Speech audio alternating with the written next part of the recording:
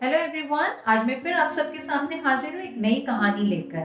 मैं हूँ रीना जोतवानी, आपकी आरजे द स्टोरी टेलर। भारतीय इतिहास में एक ऐसे दौर का भी जिक्र मिलता है जब भारत को पूरा विश्व सोने की चिड़िया के नाम से जानता था। भारत का कपड़ा विदेशी व्यापारी सोने के वजन से खरीदते थे।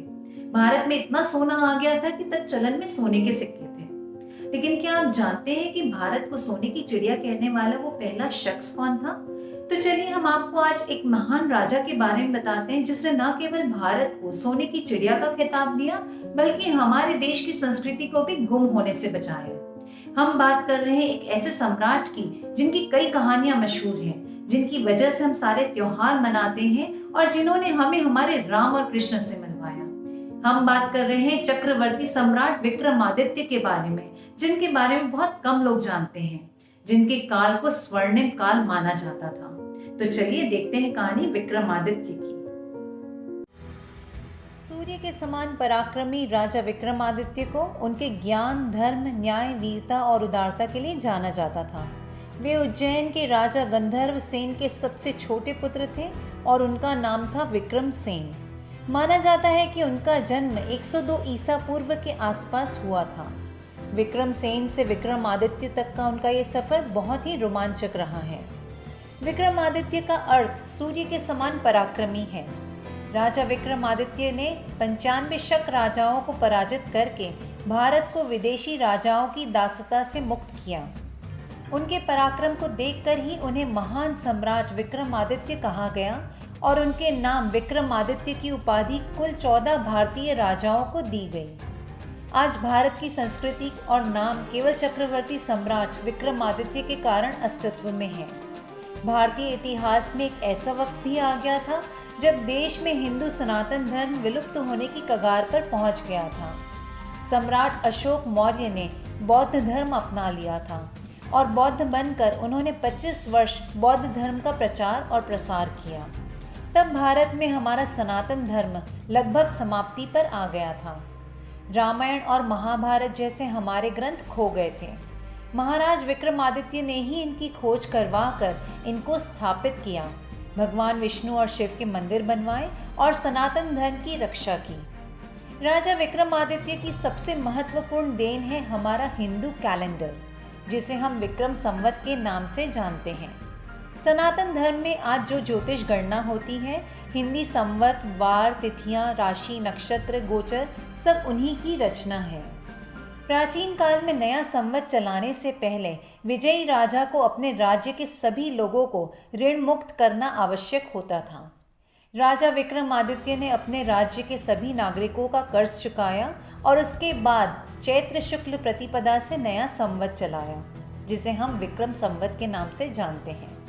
कहते हैं कि विक्रमादित्य के राज दरबार में नवरत्न कहलाने वाले 9 विद्वान थे। 9 रत्नों में से एक थे कालिदास, जिसने अभिज्ञान शाकुंतलम को लिखा, जिसमें भारत का इतिहास है। अन्यथा भारत का इतिहास तो दूर की बात है, हम भगवान कृष्ण और राम को ही खो चुके होते हैं। विक्रमादित्य का राज दरबार सिर्फ नवरत्नों की वजह से ही नहीं, बल्कि यहाँ की न्याय प्रणाली के कारण सबसे ज़्यादा प्रसिद्ध था। यही वजह है कि कई बार देवतागण भी महाराज से न्याय करवाने के लिए आते थे। अपनी बुद्धि, पराक्रम और जुनून से इन्होंने आर्यवर्त के इतिहास में अपना नाम अमर किया। इतिहास के इकलौते ऐसे राजा थे जिनकी अनेकों पौराणिक कथाएं प्रचलित हैं। पौराणिक कथाएं बिल्कुल वैसी जैसी हम धर्म ग्रंथों में पढ़ते हैं। एक कथा के अनुसार राजा विक्रमादित्य की न्याय करने की बुद्धि को देखते हुए देवताओं के राजा इंद्र ने उन्हें स्वर्ग बुलाया। इंद्र ने उन्हें स्वर्ग में हो रही एक सभा में भेजा, जहां 2 अप्सराओं के बीच नृत्य की प्रतियोगिता चल रही थी। ये 2 अप्सराएं थी रंभा और उर्वशी। इंद्र ने विक्रमादित्य से पूछा कि उन्हें कौन सी अप्सरा बेहतर नर्तकी लगती है। राजा को एक तरकीब सूझी। उन्होंने दोनों अप्सराओं के हाथ में एक एक फूल का गुच्छा दिया और उस पर एक एक बिच्छू को भी रख दिया। राजा ने दोनों नर्तकियों को कहा कि नृत्य के दौरान ये फूल के गुच्छे यूं ही खड़े रहने चाहिए। रंभा ने जैसे ही नाचना शुरू किया, उसे बिच्छू ने काट लिया। रंभा ने फूल का गुच्छा हाथ से फेंक कर नाचना बंद कर दिया। वहीं दूसरी तरफ जब उर्वशी ने नाचना शुरू किया तो वह बहुत ही अच्छी तरह से अति सुंदर मुद्राओं में नाची। फूल पर रखे बिच्छू को कोई भी तकलीफ नहीं हुई और वो पूरी तरह से नृत्य कर पाई। राजा विक्रमादित्य ने कहा कि उर्वशी ही काबिल और रंभा से बेहतर नर्तकी है। न्याय की इस बुद्धि को देखकर इंद्र उनसे प्रसन्न हुए और उन्होंने विक्रमादित्य को 32 बोलने वाली मूर्तियां भेंट की। ये मूर्तियां अभिशप्त थीं और इनका श्राप किसी चक्रवर्ती राजा के न्याय से ही कट सकता था।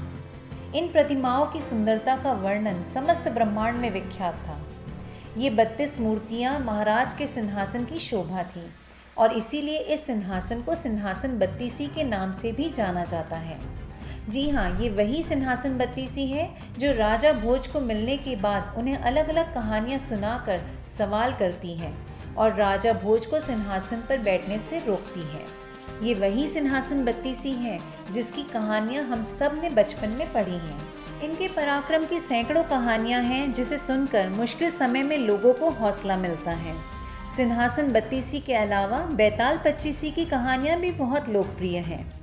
एक साधु विक्रमादित्य से विनती करता है कि वे बेताल को बिना कोई शब्द बोले उनके पास ले आए, नहीं तो बेताल उड़कर वापस अपनी जगह पर चला जाएगा। बेताल पच्चीसी में बेताल 25 कहानियाँ सुनाता है और उस कहानी के अंत में एक न्यायपूर्ण सवाल पूछता है। राजा केवल उस स्थिति में ही चुप रह सकते थे जब वे उत्तर न जानते हों। अगर जानते हुए चुप रहे तो उनका सिर फट जाता। दुर्भाग्यवश राजा को पता चलता है कि वे उसके सारे सवालों का जवाब जानते हैं, इसलिए विक्रमादित्य को उलझन में डालने वाले अंतिम सवाल तक बेताल को पकड़ने और फिर उसके छूट जाने का सिलसिला 24 बार चलता है। इस तरह 25 कहानियाँ वहाँ पर मौजूद हैं जो बड़ी ही काल्पनिक लगती हैं, परंतु इन कहानियों का मूल उद्देश्य है जीवन में सफलता और सच्चाई का मार्ग ढूंढना। विक्रमादित्य की इन कहानियों के चलते बहुत से लोग उनको एक इमेजिनरी कैरेक्टर मानते हैं, तो वहीं दूसरी ओर विक्रमादित्य के काल को रामराज के बाद इतिहास का सर्वश्रेष्ठ काल माना गया है। इनके शासनकाल में प्रजा धर्म और न्याय पर चलने वाली रही। विक्रमादित्य हमारे इतिहास के वो महान राजा थे जिससे भारत गौरवान्वित हुआ और इसीलिए ये ज़रूरी है कि आज की पीढ़ी को भी उनकी कहानी और इतिहास में उनका क्या योगदान है ये पता चले। धन्यवाद।